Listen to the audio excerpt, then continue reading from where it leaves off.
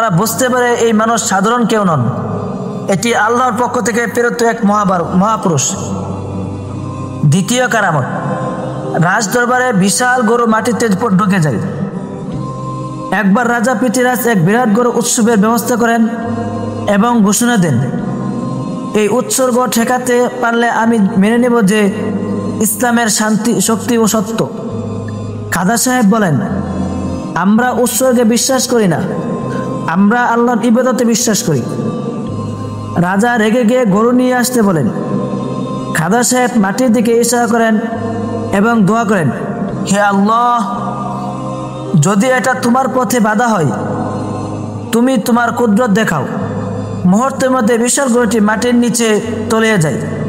সবাই বিস্ময়ে হতবাক হয়ে যায়। ইসলাম গ্রহণের ঢল।